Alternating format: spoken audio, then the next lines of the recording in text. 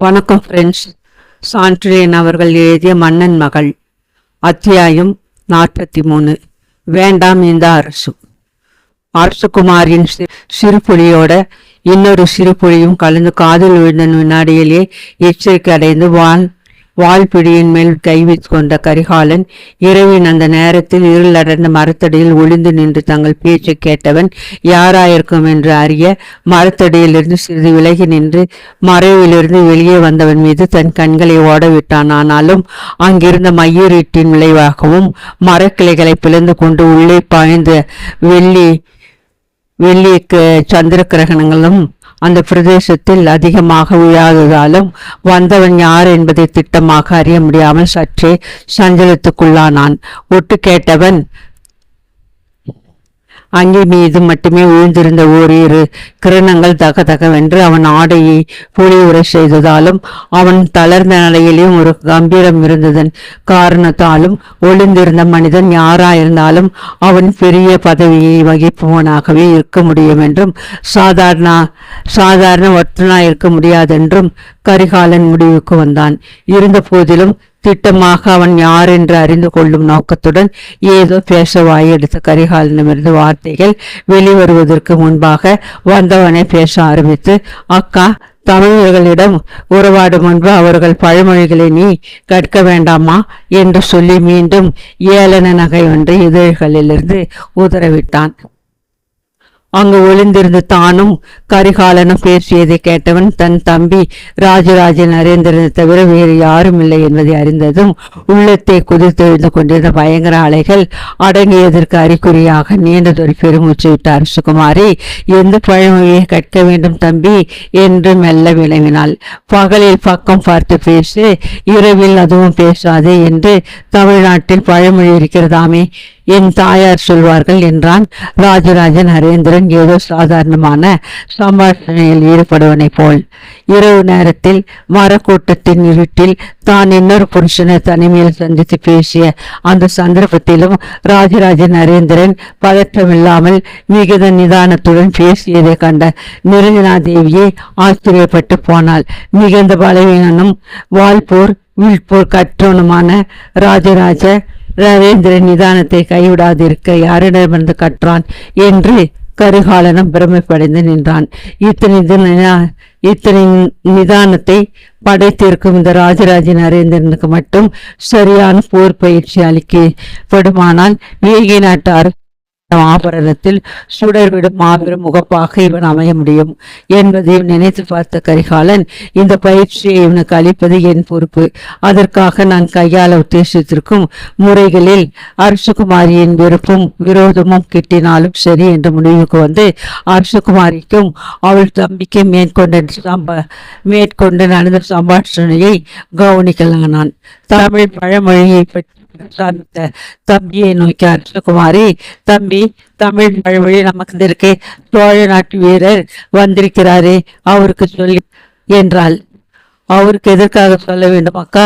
அவர்தான் பெரிய ராஜ ரகசியத்தை பேச இந்த அழகான இடத்துக்கு அழைத்து வந்தார். ஓஹோ, தூதரின் யோசனை தானா இது? தூதராவது இதை நம்புகிறாயா தம்பி? ஏன் நம்பினால் என்ன?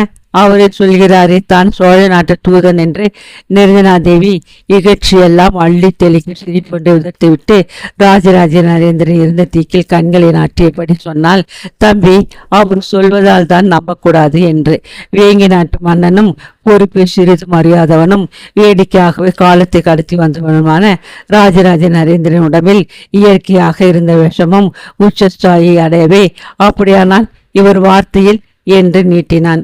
உண்மை கலப்பு இருக்காது என்று முடிவாக சொன்னால் நிரஞ்சனாதேவி. இவரைத்தானே அன்று ஒரு நாள் வசந்த மண்டபத்தில் உனக்கு மிகவும் நம்பிக்கையானவர் என்று எனக்கு அறிமுகப்படுத்தி வைத்தாய். இவருக்கு தானே என்று ஏதோ யோசித்து சற்று தடுமாறினான் ராஜராஜ நரேந்திரன். உன் அரசு உடையையும் அணிய கொடுத்தேன் என்று பதில் சொன்ன அரசகுமாரி மேலும் தொடர்ந்து, அவரைத்தான் இவர் தம்பி. இவர் சொன்னதெல்லாம் பொய், செய்ததெல்லாம் துரோகம். நமது அறிஞனை கடத்தி சென்று சோழ நாட்டில் சிறை வைத்திருப்பதும் இவர்தான் என்றாள். ராஜராஜ நரேந்திரன் இதற்கு சொன்ன பதில் அரசகுமாரியை மட்டுமல்லாமல் கரிகாலனையும் தூக்கி வாரி போட்டது. சிறிது நேரம் ஏதோ யோசித்த வேங்கி நாட்டு மன்னன், அக்கா, அறிஞனை அகற்றியது இவர் என்பது உண்மையானால் இவர் துரோகி அல்ல, நமக்கு நண்பர் தான் என்றான். விமலாதித்தன் மகளுடைய முகத்தை மட்டும் அந்த கணத்தில் ராஜராஜ நரேந்திரன் காண முடிந்திருந்தால் அதில் எழுந்து தாண்டவமாடிய கோப வேகத்தின் முழு வேகத்தையும் உணர்ந்திருப்பான்.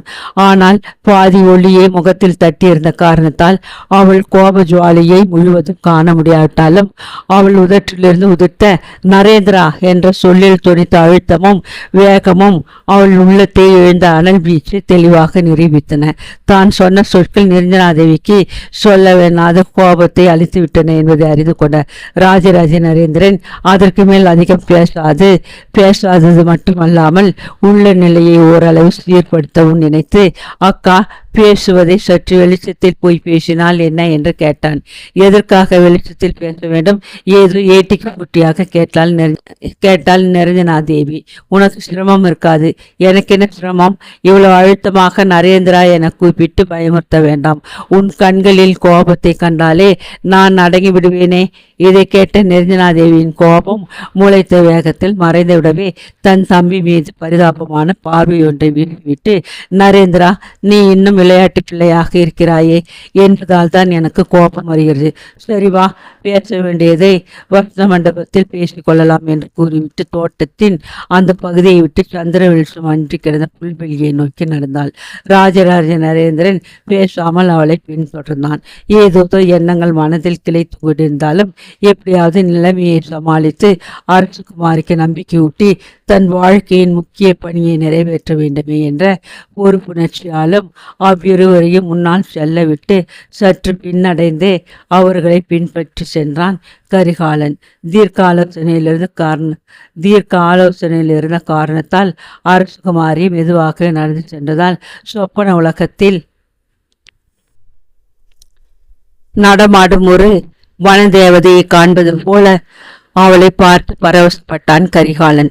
ராஜராஜ நரேந்திரன் அவளுக்கு நேர்பின் பகுதியில் செல்லாமல் சிறிது தள்ளியே நடந்ததாலும் மலை போல் கிழித்து கிடந்த அவள் வனப்பின் அசைவுகள் கண்ணுக்கு நன்றாக தெரிந்ததாலும் அந்த அசைவுகளை அள்ளி தடாகத்திற்கு அருகில் நடந்து கொண்டிருந்த மயிலின் அசைவுக்கு ஒப்பிட்டு பார்த்த கரிகாலன், மயிலே, உன் சாயலும் நடையும் இந்த பெண்ணின் மயிலின் நடைக்கும் எழிலுக்கும் ஊரை போல காணுமா என்று மனதிற்குள்ளேயே சொல்லி கொண்டான். நன்றாக பின்னப்பட்டு நீண்டு கிடந்த அந்த ஜடைக்குத்தான் என்ன இருக்கு? அவன் நடக்கும்போது எதற்காக இப்புறமும் அப்புறமும் ஆடி ஆடி அவள் அழகை தொட்டு காட்ட வேண்டும் என்று எண்ணியது கரிகாலன் கவியுள்ளம். இப்படி அவள் நடை அழகை ரசித்துக் கொண்டே வசந்த மண்டபத்தை அடைந்த கரிகாலனை சிறிதும் திரும்பி பாராமலும் உள்ளே வா என்று அழையாமலும் கதவை திறந்து கொண்டு சென்றாள் நிரஞ்சனாதேவி.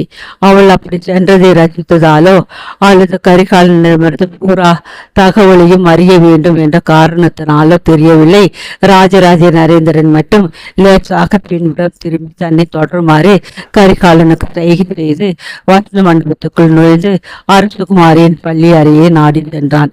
ஒரே உயரம், கிட்டத்தட்ட ஒரே வயது, அநேகமாக ஒரே விதமான அங்க அமைப்பு இவற்றுடைய கரிகாலனும் ராஜராஜ நரேந்திரனும் அரசகுமாரியின் அதே பள்ளி அறையில் மீண்டும் பல நாள்களுக்கு பிறகு அந்த இரவில் சந்தித்தார்கள்.